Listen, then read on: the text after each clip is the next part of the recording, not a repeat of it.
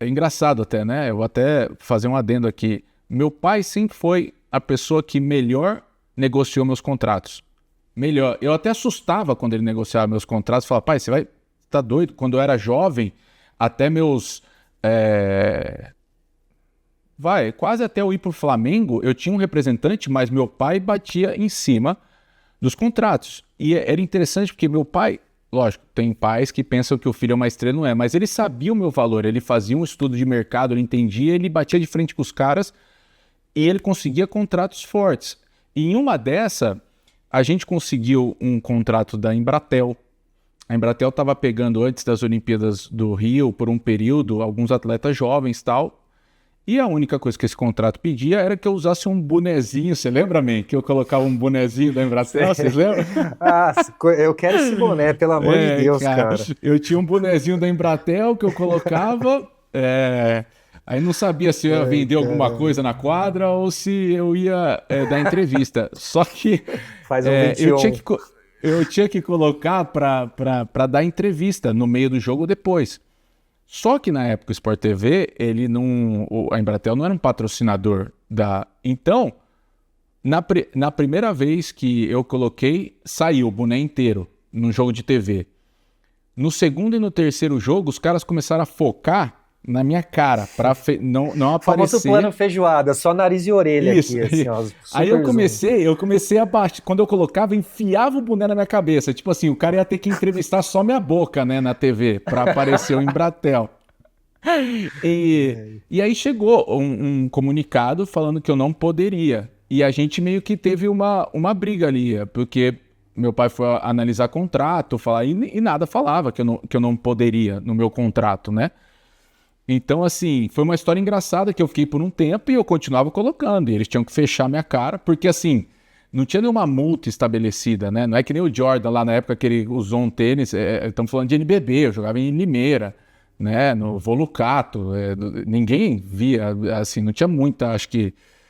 Mas eu nunca soube, então eu deixo pro Trunfão para me explicar. Por exemplo, os atletas deveriam receber direito de imagem, eu digo, de televisão, por exemplo? Ótimo, ótimo. Sim, aí é uma distinção. A gente falou aqui de direito de imagem, muito relacionado ao atleta em si, digamos, a figura do atleta, né? Então a gente falou das redes sociais do atleta, do contrato dele com o clube, que pode ter uma parcela de imagem, eventualmente e tal.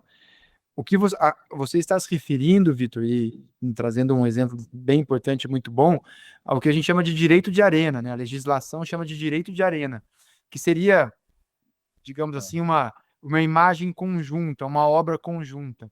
Então, quando passa um jogo na televisão, então, sei lá, né, Flamengo e Pinheiros, né, dois times aí que você jogou, passa lá Flamengo e Pinheiros. É, aquilo é um espetáculo composto por duas agremiações. E essas agremiações, elas precisam autorizar a transmissão, tá na lei. Como você disse, né? A TV passa, ela paga alguma coisa, pouco, muito alguma coisa ela paga. Desse valor, desse valor que a televisão ou o streaming, quem quer que seja, paga para essas equipes, para que essas equipes autorizem a utilização dessa imagem conjunta, chama-se direito de arena, e desse direito de arena os atletas têm direito a 5% a serem divididos entre aqueles participantes daquele jogo, daquele espetáculo esportivo. Vou dar um outro exemplo, assim, A não ser que esse 5% é igual a zero, eu nunca recebi nada. É só para deixar claro, viu? é, assim, aí a gente tem um contexto muito importante de se tratar nesse assunto, né? Esse 5%, ao que parece, em alguns momentos nessa história, para a gente pegar aqui dessas competições brasileiras, em algum momento houve algum pagamento. Vamos supor que em algum momento houve algum pagamento. E os atletas teriam sim direito aos 5%.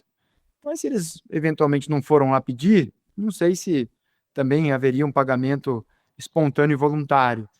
E isso traz, e se vocês me permitem dizer isso, me traz o seguinte: aquilo que eu falei na abertura desse nosso bate-papo, a importância de, nesses momentos, a gente poder compartilhar esses assuntos e compartilhar regras e entendimento e conscientização.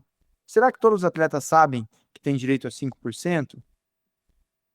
Porque se souberem, talvez muitos deles, muitos de vocês, decidam perguntar dos 5%. Se todo mundo for perguntar, talvez a liga, sei lá, as organizadoras dos eventos sejam obrigadas de alguma forma a dizer. Se for uma pessoa só perguntar, talvez aquilo passe batido. Agora, se todo mundo for perguntar e cobrar, isso ganha corpo. Então, a gente não pode esquecer que é um mercado que, no fim do dia, ligas, clubes, atletas, todo mundo quer que o esporte, pelo menos em tese, né? Todo mundo quer que o basquete vá adiante, que seja cada vez melhor, que seja um mercado cada vez mais robusto.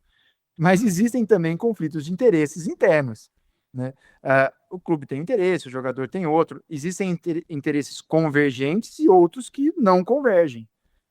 Provavelmente vocês atletas, cobrarem o percentual de direito de arena, claro que isso interessa muito a vocês, mas talvez aquele que tenha tirado o cofre não queira tanto. Então, se vocês não forem pedir, talvez fique como está. Entendeu?